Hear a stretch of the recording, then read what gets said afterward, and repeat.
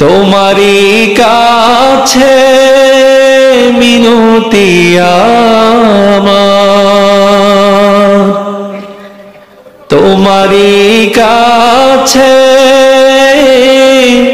মিনতি আমার,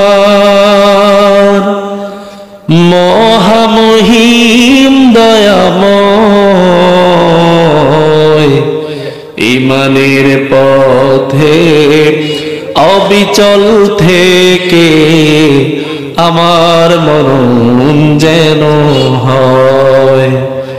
ইমানের পথে অবিচল থেকে আমার মরণ যেন হয়।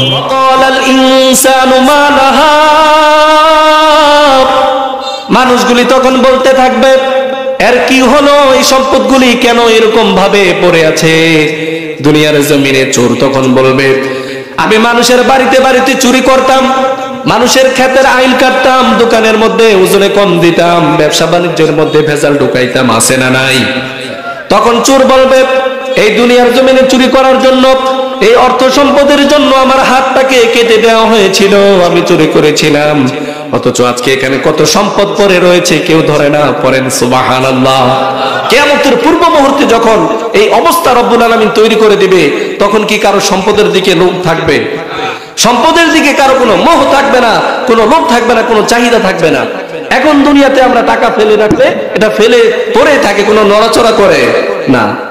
তখন সম্পদগুলি নড়াচড়া করতে থাকবে, তারা মনে হয় যেন আহ্বান করবে ও দুনিয়ার সম্পদের লোভওয়ালা, আমাকে ধরো, আমি তোমার সম্পদ। সুবহানাল্লাহ পড়েন। তখন এই সম্পদগুলি কেউ ধরবে না, এই টাকা পয়সাগুলি কেউ ধরবে না, রূপাগুলি কেউ ধরবে না, তেলের খনিগুলো পড়ে থাকবে, দুনিয়াতে যা কিছু রয়েছে সম্পদ সবকিছু পড়ে থাকবে, কেউ ধরবে না, কারণ সকলের অবস্থায় তখন খারাপ থাকবে। ঠিক কিনা বলেন? কিয়ামতের ময়দান রব্বুল আলামিন চালু করে দিবেন, তখন মানুষগুলি নিজ নিজ চিন্তায় মস্ত থাকবে, কেউ কারো দিকে তাকাবে না, এই সম্পদের লোভ তখন কারো হবে না। তখন রব্বুল আলামিন বলবেন ইয়াউমা ইদিন তুহাদ্দিসু আখবারহা, ইয়াউমা ইদিন তুহাদ্দিসু আখবারহা। তখন রব্বুল আলামিন বললেন যে পৃথিবী তার বৃত্তান্ত বর্ণনা করবে, পৃথিবী তার অবস্থা সম্পর্কে বলে দিবে, অর্থাৎ কোন মানুষ কোথায় গিয়ে কি করেছিল। রব্বুল আলামিন তখন ওই পৃথিবীকে জবান খুলে দিবেন। পড়েন সুবহানাল্লাহ। এই জমিনকে রব্বুল আলামিন জবান খুলে দিবেন। আপনি কোন জায়গায় গিয়ে কোন অপরাধ করেছিলেন, কোন গ্রামে গিয়ে কোন অপকর্ম করেছিলেন, কোন জায়গার মধ্যে গিয়ে গুনাহের কাজ করেছিলেন, এই গুনাহের কাজটা সরাসরি জমিন সাক্ষী দিয়ে দিবেন। পড়েন সুবহানাল্লাহ। রব্বুল আলামিন বললেন اليوم نختم على أفواههم وتكلمنا أيديهم وتشهد أرجلهم بما كانوا يكسبون।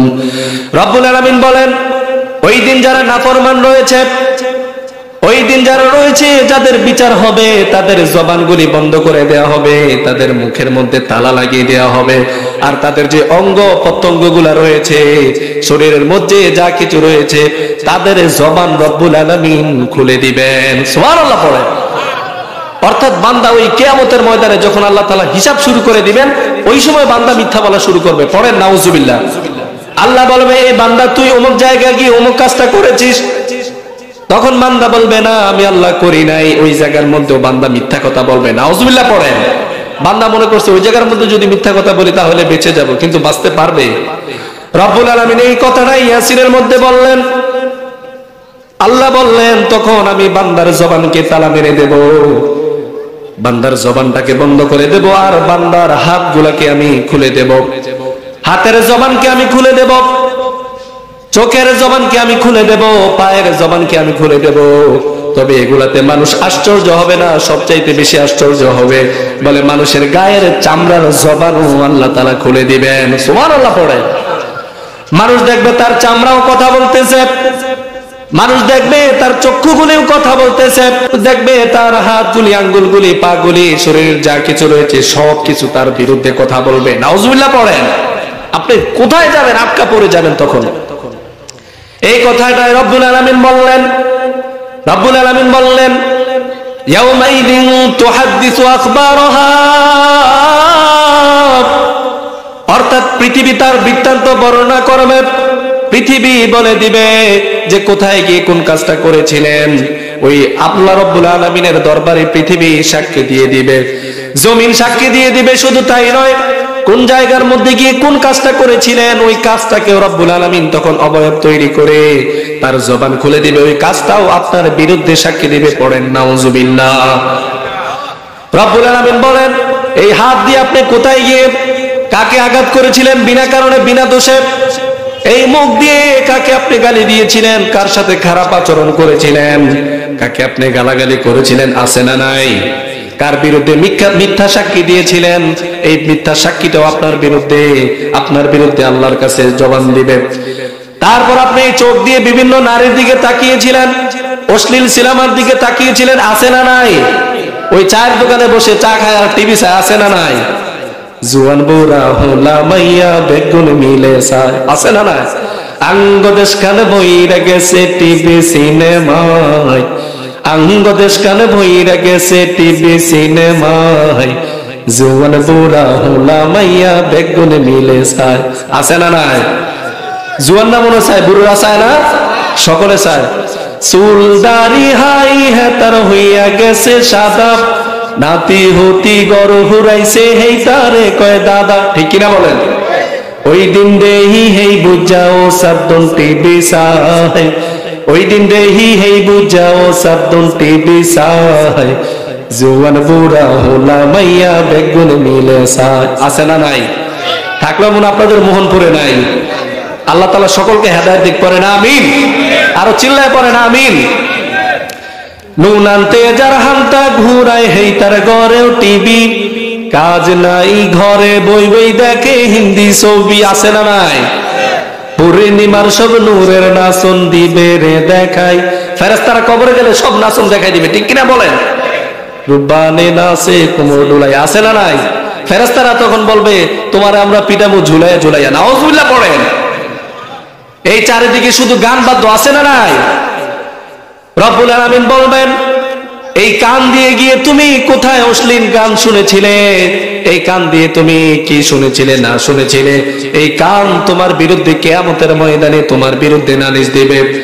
শুধু তাই নয়, মুফাসসিরে কেরাম বলেন এই পা গুলা দিয়ে আপনি হেঁটে হেঁটে গিয়ে কোন অপকর্ম করেছিলেন, এই পা গুলো আপনার বিরুদ্ধে নালিশ দিবে আল্লাহর দরবারে, যে বলবে আয় আল্লাহ তুমি তার মধ্যে আমাকে দিয়েছিলাম, সেই পা দিয়ে হেঁটে হেঁটে মসজিদে যায় নাই, মাহফিলের মধ্যে যায় নাই, ওয়াজ মাহফিলের মধ্যে যায় নাই, আয় আল্লাহ তোমার বান্দা এই পা গুলা দিয়ে হেঁটে হেঁটে ওই চায়ের দোকানে বসে বসে অশ্লীল হিন্দি সিনেমার গান দেখেছে, পড়েন নাউজুবিল্লাহ।